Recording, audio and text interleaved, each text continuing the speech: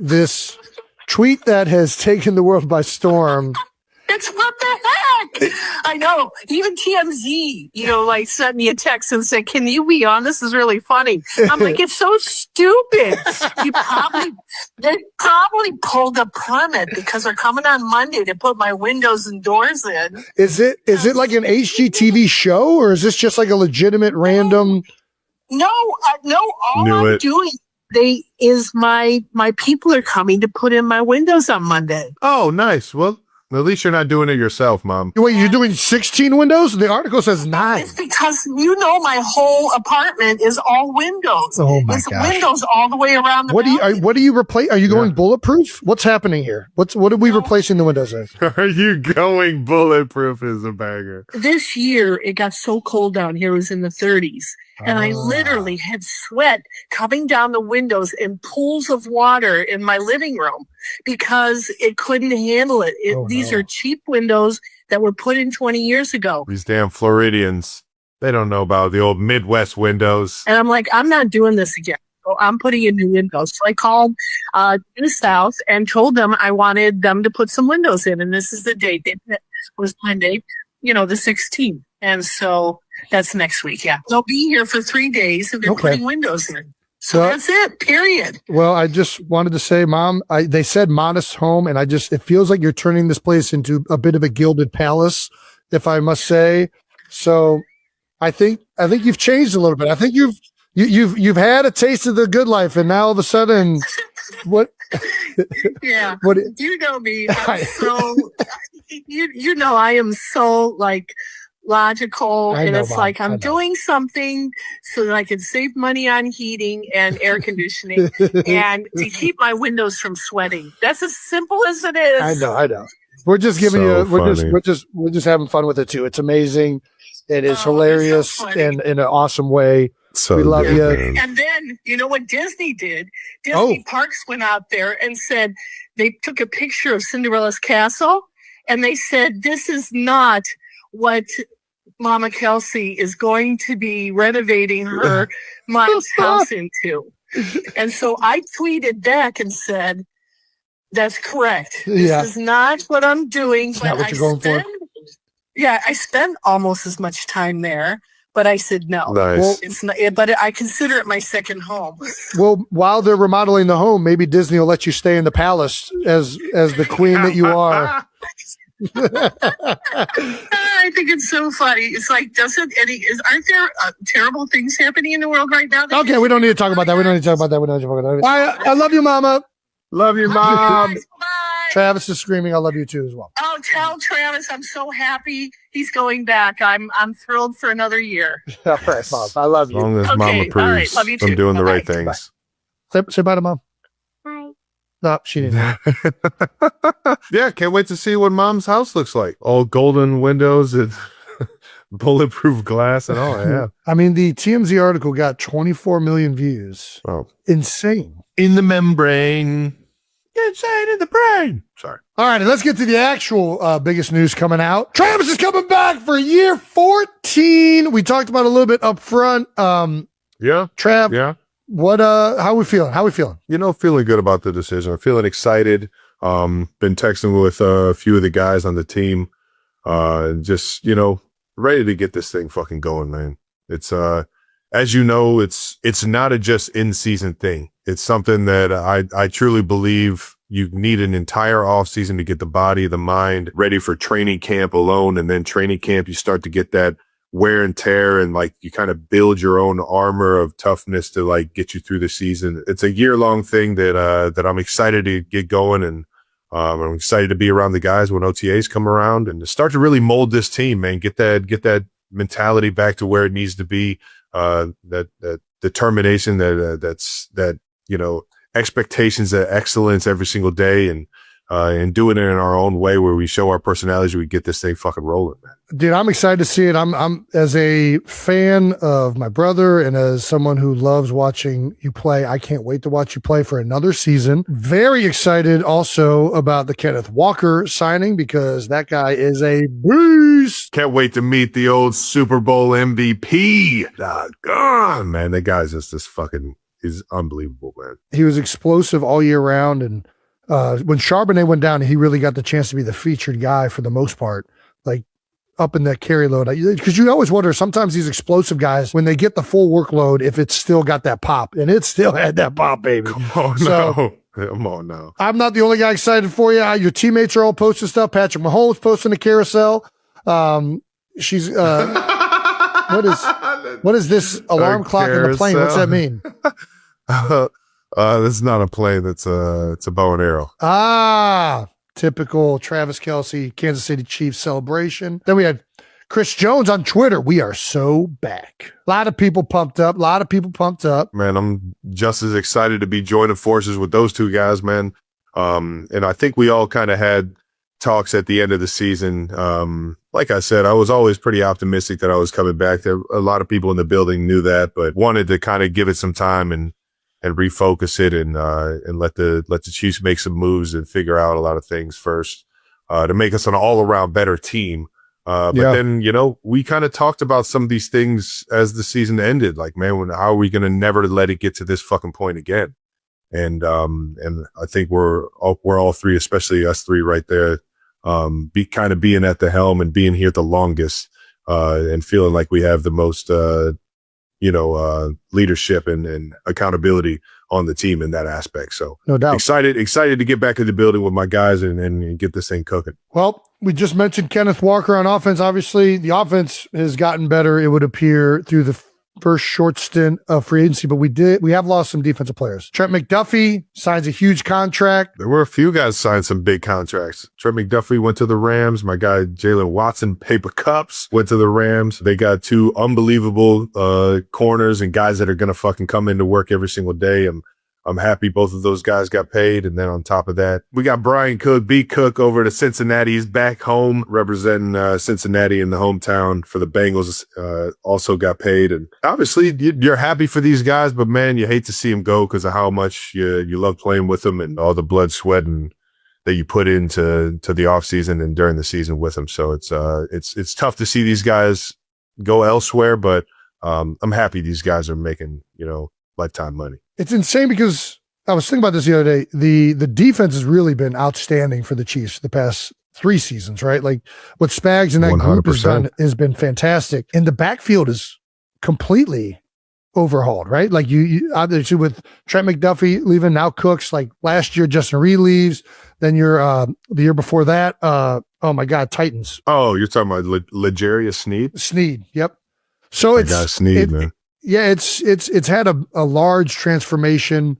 It'll be interesting to see how they retool that area. I mean, Spags is as good as it gets. I don't know. You got to make choices, right? And offensively, we needed some more firepower. They go out and get Kenneth Walker. So gonna have to have some young guys step up. You ain't lying. And in Spags we trust, baby. He's unbelievable. I know Dave Merritt, our DB's coach, is unbelievable at getting the guys going over there and understanding the system. He's been with them since he was in New York, and he's been with Spags since he was in New York. So they're quite the duo. And we still got some guys in that room that can play some ball now. I know they're gonna have to step up, but and become more of a every down corner, but I'm excited to see it happen, man. One being Noah Williams. Well, there's some other free agency news as well for the Eagles. We extended Jordan Davis 3 years, $78 million, including $65 million guaranteed. I thought this was an outstanding extension. Jordan Davis really came on this last year. Yeah, he was very awesome. Strong. He had an outstanding season, was in the best shape of his career. I'm just so happy for this guy. He seemed like a great fucking dude, man. He's an awesome dude, but he's matured so much. He came in with this youthful, just like he was a giant kid, man. And he still has that enthusiasm and nature to him. Like he is a big kid, but now he's growing into it, right? And he's accountable. He plays and practices hard. He does everything right. And you always love whenever guys like that get rewarded. So congratulations, Jordan Davis. That is life-changing money, quite literally. Unreal. Eagles, we did lose, unfortunately, Jalen Phillips to the Panthers. Signed a 4-year, $120 million contract with 80 guaranteed. Goddamn.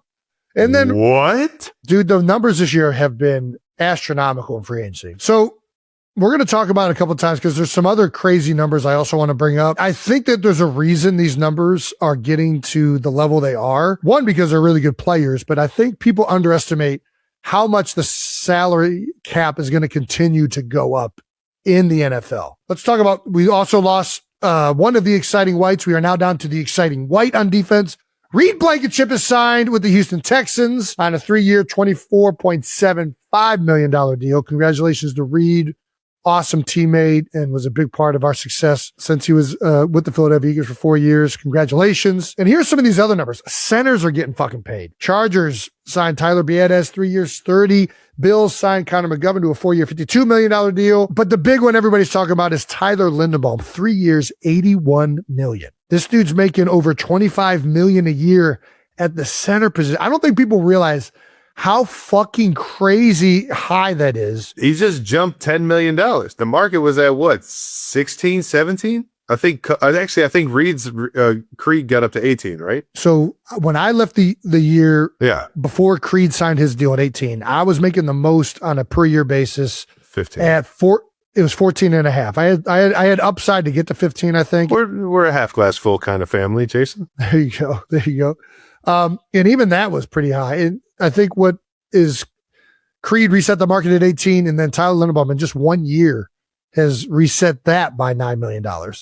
And Tyler Linderbaum's incredible. He fits the scheme perfectly. Like, they're going to run that Kubiak system down there. And in order to run that system, having a center that is really, really good makes outside zone systems go. Like, you need that. Like, you go back to the Denver Broncos with Mike Shanahan, you have Tom Nalen. Like, if you have a guy at the pivot position that can reach a nose guard and get to the second level, it makes a big difference in that run game. But beside that, all of these numbers that have been released this year have been very high. And I think it's a clear indicator the NFL salary cap is going to continue to go up. These teams are banking on the salary cap rising each and every year. They know the media contracts are being negotiated right now between the NFL and all of these media companies. And it's the biggest thing that any of these networks can afford. Over the past 2 years, it's gone up 40 mil. Just these past 2 years. Last year, I think it went up 30. This year, it went up 22. But what I'm saying is most of the money that dictates the salary cap are the media contracts. 100%. It's gone up 40 million the last couple of years, or went up 40 million last year. What was it this year? You said 20 something? So yeah, last year was like 30 something. This year is 22. Yeah. So it did that without redoing the media contracts. That's just in revenue going up across the league. What's going to drastically change it is the NBA redid their media contracts a few years ago without the revenue really going up. Like the viewership and everything stayed stagnant, but these networks need sports to survive. So they spent huge on the NBA media contracts. I really do believe that this is NFL teams knowing these media contracts that they're coming and renegotiating right now are going to be astronomically higher than they are right now. I think we're going to start seeing absurd number. I mean, these are already crazy. My God, Duffy is getting 30 a year. You look 4 or 5 years down the line, you're going to start seeing close to, I wouldn't be surprised, but in the next 10 years, you see a quarterback getting like $1 billion contract. I'm not messing with you. Because look at what Pat signed. Pat signed a $500 million deal, right? Basically. I think it was just under 5. I think you're right. I think it was a little bit over 5, actually. Within 10 years, the media contracts are all going to double. Now, it's going to be a long-term deal. His was a 10-year deal, yeah. You're going to see quarterbacks making close to $100 million a year, I bet. It is crazy what these media contracts have gone to. The networks have to have the sport because the NFL rules all of the viewership numbers. It's what all the marketers want. It's how these networks are surviving right now. They're going to get desperate to have this content. Fox, CBS, they're all freaking competing against each other. They know these numbers are going to be ridiculous in 4 or 5 years. And they're starting to try and renegotiate them early. So it might even happen earlier. I don't know, man.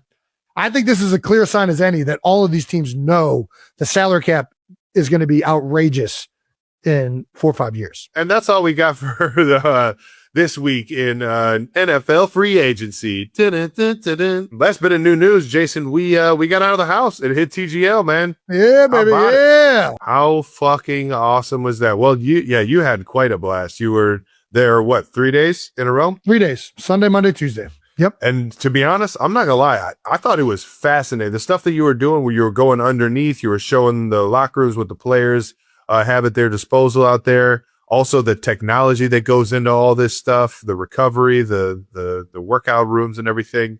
It is a fascinating environment over there. And that's exactly what they brought me over to do. I think a lot of times watching, on TV, you don't realize the technological, I'm telling you right now, I was blown away in person, seeing that place in person. Like, let alone you don't understand what you're about to say, but seeing that place in person and being in that arena is a night and day difference than than watching it on TV. For sure. On TV, it doesn't, it looks good, but when you're there in person, you really get an accurate representation for the scale of it. It's an enormous facility. That screen is gigantic. It's huge. The green is huge and it moves and changes, and the technology and, the innovation put into that place is just state of the art. And I had an opportunity to go down there and show that off. And first of all, I was excited to see it because the whole golf world has been talking about this facility down there in SoFi. So I'm like, dude, I would love to go check it out, and got the chance to see how the green works going underneath that.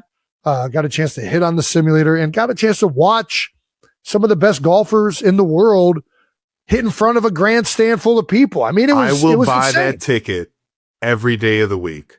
100%. Honestly, I will buy that ticket to see my guy, Minwoo, absolutely ripping the fucking ball. Dude, I got a nice little chipping lesson from Minwoo. Yeah, what did he tell you? Because you actually looked like you actually kind of took something out of that.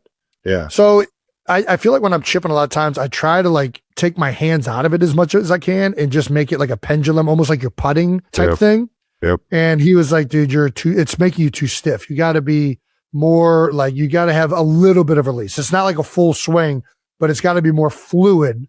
So he was giving me some great advice. I was taking it with one hand and kind of swinging it. Then he was just kind of getting me to release the club still, even when I'm chipping. And right away, you can see how much more feel.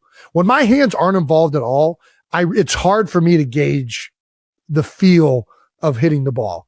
The moment, for whatever reason, when I start to incorporate my wrist just a little bit, I feel like I can gauge speed better, chipping and really putting too. There's something about my hands being involved that I have a better feel. So it was great.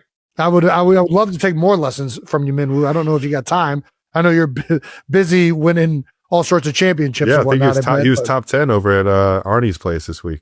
Or there we go. There we go. Last I looked, he was. Gonna start putting some money down on Minwoo.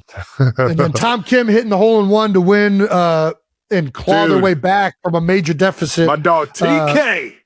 And make the playoffs was pretty freaking epic. Dude, it was so fucking lit in that goddamn arena when he made that, dude. It was so fun, man. Before we were getting ready to do that show that day, they're like, hey, Jason, we're thinking about putting you back up in the lift for those holes. And I'm like, dude, guys, I'm happy we did the lift thing, but honestly, it was terrifying. I don't want to go back up there. That was a one and done thing right there. And they said, okay, well, what if we do some fun bit where hey, you've had a long week. We're going to show off the cold tub. You get in the cold tub to ice down your legs and recover from a long week at TGL. I'm like, all right, yeah, that sounds good. So when that happened, I'm in the locker room in my bathing suit about to do cold bit thing. So I didn't even get to see it in person. Damn right? it. I just hear the whole place erupt and I'm like, dude, what just happened? And we pull it up on the phone and we see that Kim hit a hole-in-one.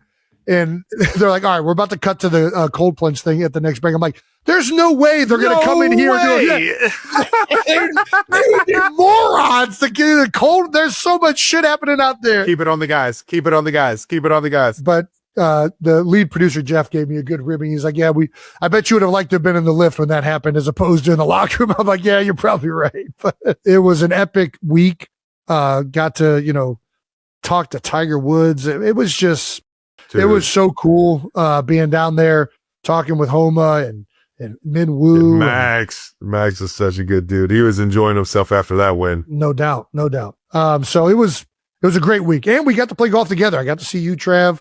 It was a very fun 3 days, especially in Florida, out of the bitter snow that we had that week in Philadelphia. So, yeah. I'm saying it right now. We got to do a live event. We got to do it, dude. We got to do it, man. You're talking about at TGL. We have to, if they let us. I don't know if they let us around I don't know that much technology and And I think we could feel the seats, man. I think it's such a cool atmosphere. I think there's a way we could have some fun with it. Bring it, because everybody fucking golfs, man. And don't get me wrong, we're no professionals. That's why it's awesome. But yeah, but it's fun to compete. And it's fun to fucking be on a live stage like that in such a unique atmosphere. And I think we could put something together and get some things brewing, just in the NFL world, let alone if we start crossing leagues and bringing other guys into it. Well, I do got to ask you, you saw my golf game, for 3 days, basically 2 days. Are you getting nervous about our Tahoe? No. What? I thought it was playing pretty good. Pretty good. You are playing pretty good. That doesn't mean you're going to get into positives.